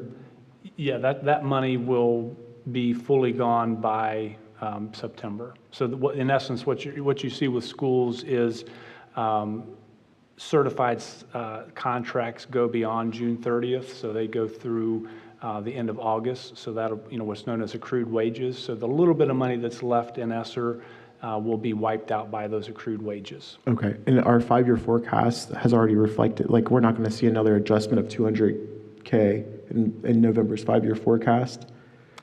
Correct. I mean, the forecast has somewhat, I mean, I would say it's not down to the penny with the ESSER money, because there was a little bit of a, you had to make somewhat of a guess when it came to when's the exact run out going to be. But I think the forecast is pretty much right on when it comes to the ESSER money and the ESSER money going away and the salaries coming back into the forecast. Thank you. My second question, if I may, is the food service. I know I saw in the paper a different district had to raise their fees, their meal prices. I know that right now our food service, it says is $2.5 million, but it's self-sustaining. Do we see any issues with it continuing to be self-sustaining this upcoming year with the rising prices and supplies and food? No, I've not heard any immediate concerns regarding the self-sustainability, and we had a good year this year, so no immediate concerns. Okay, thank you. Any other questions? Seeing none, we'll now proceed to vote. Mr. Smith? Yes? Mr. Ferguson? Yes. Mr. Keller? Yes. Ms. Savage? Yes. Mr. Keck? Yes. And that takes us to, is it the second reading now of the online learning days resolution? No, this is just first. You only need one, yeah. Okay, I'm sorry. That's okay. We need a motion to approve the 24-25 online learning days resolution. Oh, this is every year. That's what I was thing. saying. It Okay. might be familiar because we did it Yes. last year, right? Yes.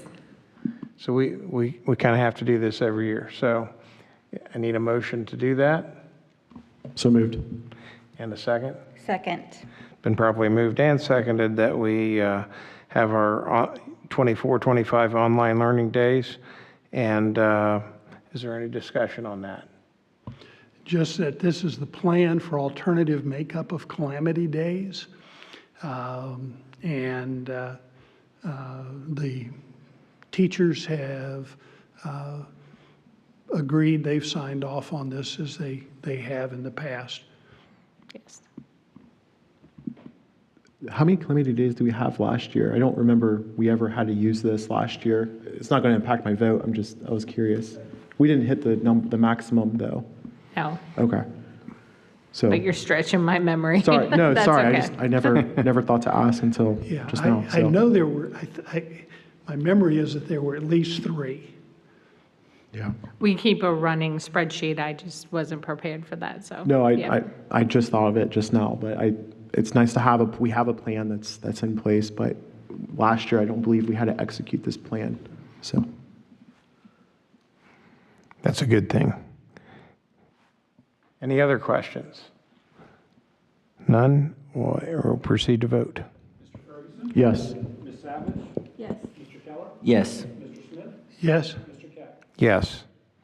And that moves us to resolution, a motion to approve the resolution requesting Board of Education of Marysville Exempted Village School District to submit to the election of the Library District of the Marysville Public Library the question of replacement of an existing tax for the current expenses of the Marysville Public Library.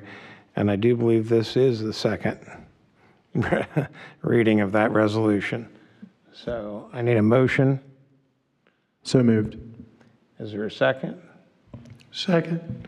It's been properly moved and seconded that we approve this resolution. Is there any discussion?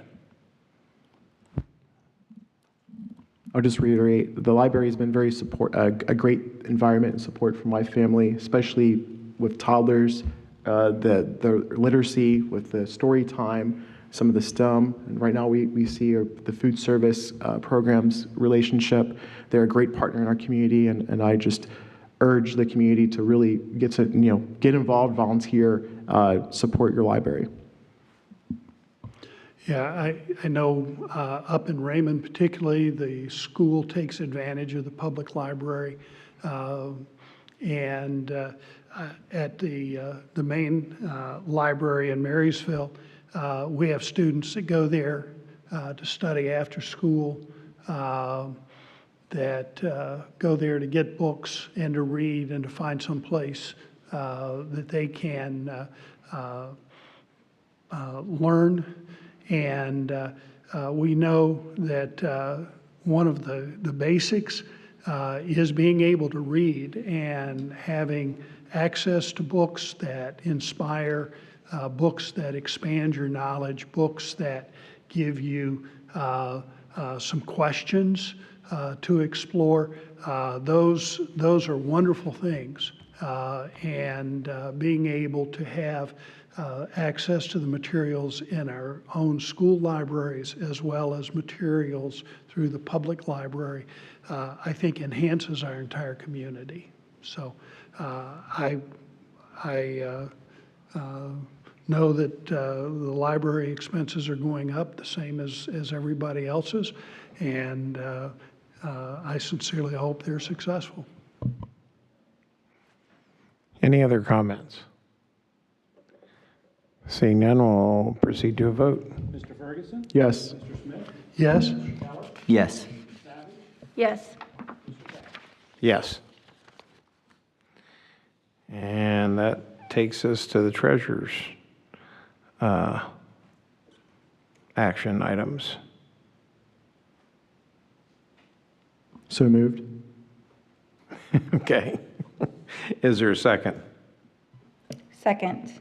Been probably moved and seconded that we pass the treasurer's action items. Is there any discussion or explanation? Nothing from me, really nothing out of the ordinary, unless there's any questions. I didn't see any. I'll just comment that one day was going through Facebook and I saw that there was someone in the community that had posted that they had paid for lunches at the end of the school year. And they were asking others, parents, to kick in, to utilize funds that were left over in their child's account to pay for somebody else's lunch and so forth. And I see that we have $688.10 in anonymous community donors paying off debt for student loans or student lunches and so forth. And so I want to commend all the anonymous people in our community that stepped up and helped individuals, families, particularly the kids, start the school year with no obligations to the school district. I think that speaks well for our community. Any further discussion? Seeing none, we'll take a vote. Yes. Yes. Yes. Yes? Yes. And after that, we need a motion to approve all the HR action items from superintendent. So moved. Is there a second? Second. It's been properly moved and seconded that we approve the superintendent's HR items. All the superintendent's items, yes. I just had a comment before we vote on it. First of all, I welcome all the new staff members to the district, and I look forward to meet them and for them to serve our students and work with the other staff members. It was disappointing not to see the girls' basketball position posted on the board agenda this evening, and I've been contacted by community members, parents, coaches that are non-girls basketball about the disappointment in that. And I struggle with the best way to share what it is I was hearing from them. But it's probably this. Last year, my schedule would not allow me to go to any of the girls' tournament games. We didn't make it quite as far. But 2 years ago, when we played at Otterbein in the regional final, 1 game away from state, I was amazed at the whiteout from the Marysville people. And to know that that team, coaches, players, the commitment, dedication, preparation, and even the support from our community there, I feel like what I was hearing from everyone about the frustration with not hiring a coach yet is that process did not have that same level of commitment, preparation, enthusiasm that our program deserves. And I think that's the best way to describe it. It's been posted since May 23rd. We've sat on the top 2 candidates for 10 days. And there's still no one here to approve this evening. I feel bad for the kids in the program at this time. The other coaches that are supporting the program, and they don't even know their role in the program next year, depending on who the coach is, I feel like it reflects poorly on our athletic department. Any other discussion? I want to say, on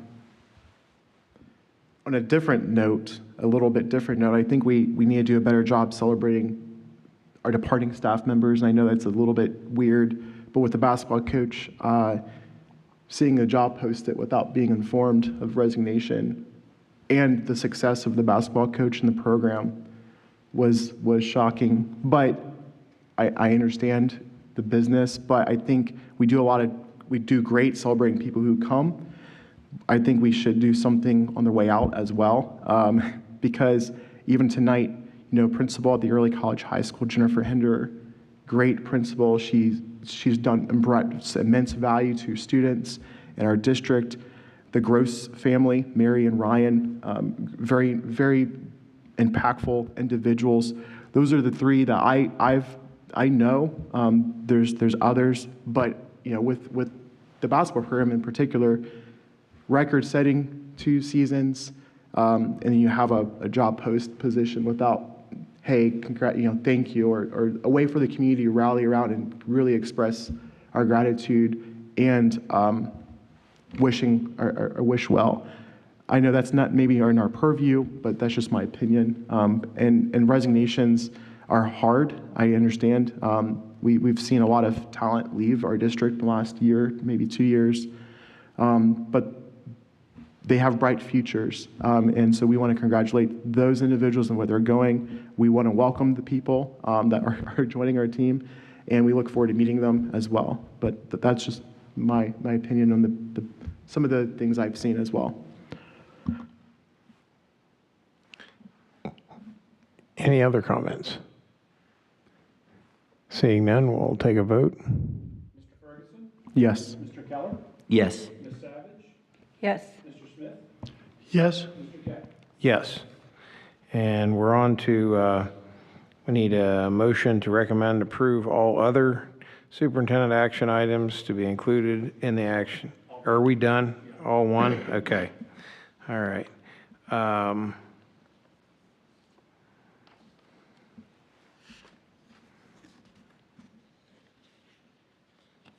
we got that on there several times.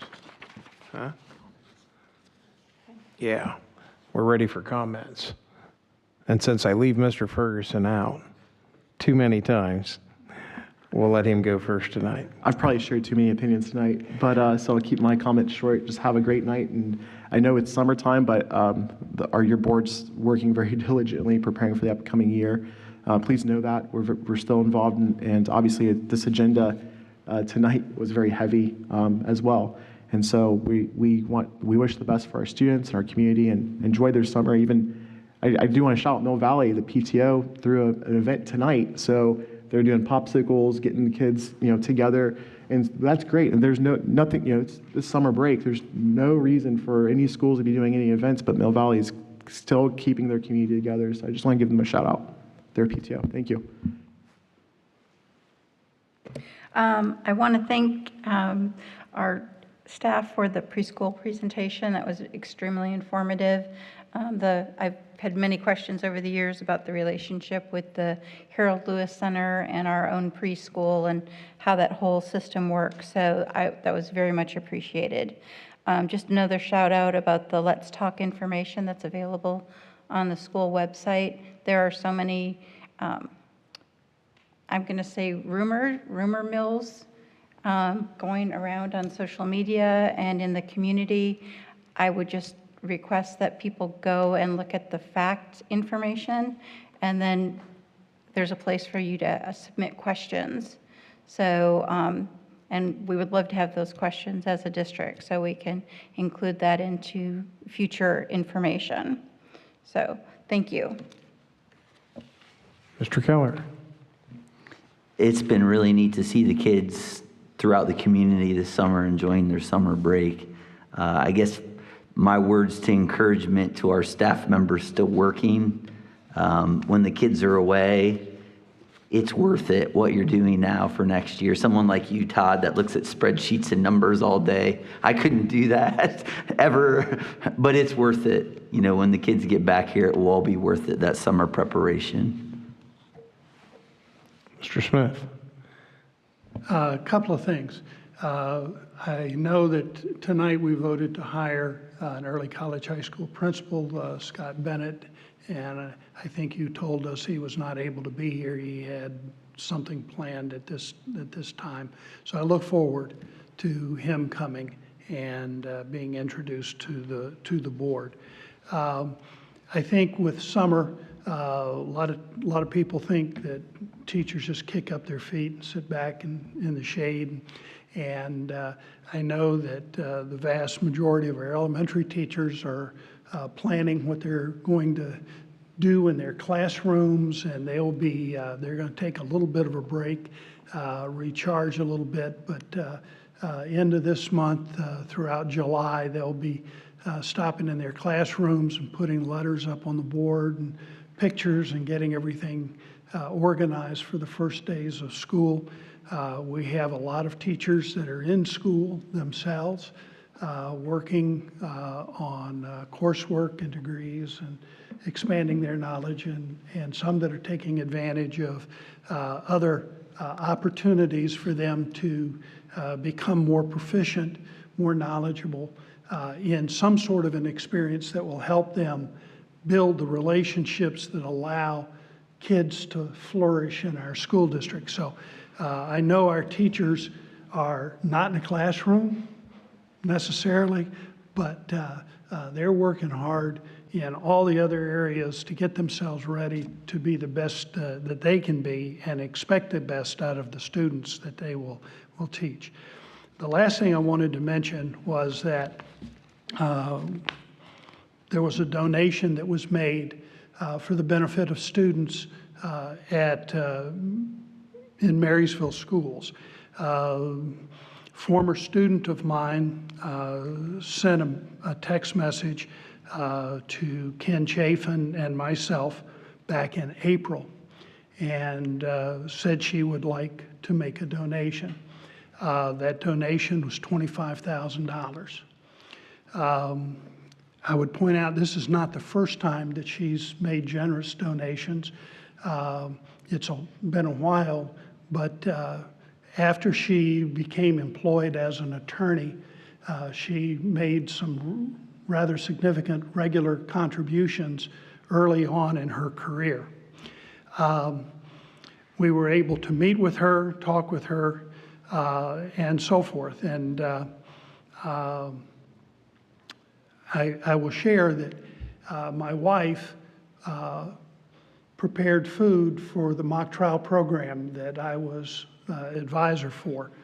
And Messiah Nobe happened to mention that. So I sent her the recipe for my wife's cheesy potatoes.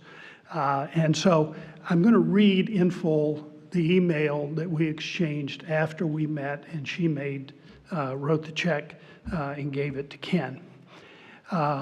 She said, "Mr. Smith, I haven't stopped thinking about those cheesy potatoes for decades. Thank you for the recipe. And in all seriousness, I owe MHS so much.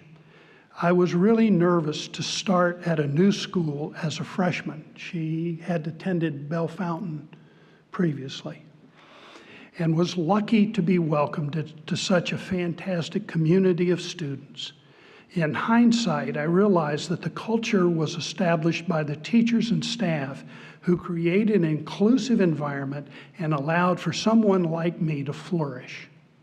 Kenny, I've been telling my husband for years now, ever since seeing that you became principal, how you were the most popular guy in high school, but also so kind to everyone. I saw your goodness and your connection with students reflected in those very, very long hallways, because we took a tour of the building. As for my professional path, I owe it all to mock trial. I didn't know what a lawyer was before then, even though I still remember losing the spelling bee in second grade for misspelling legal. And what a time commitment it was for you, Mr. Smith. I thankfully haven't had to go to court as an attorney very often, but every time I do, I think about you and that icy walk up the Marysville courthouse steps. This is all to say that the gift pales in comparison to the gift that MHS gave me. Thank you, and proud to be a monarch. Messiah. That's awful hard to top. But I will say to any of the teachers that are listening, you very rarely get the approval, praise, and pay that you deserve while you're teaching. But occasionally it comes big time like this. So very rare, but well-deserved, Mr. Smith. And on that, we need a motion to adjourn. So moved. Is there a second? Second. Been properly moved and seconded that we adjourn. This is a privileged motion. All those in favor? Aye. Aye. Aye. Aye.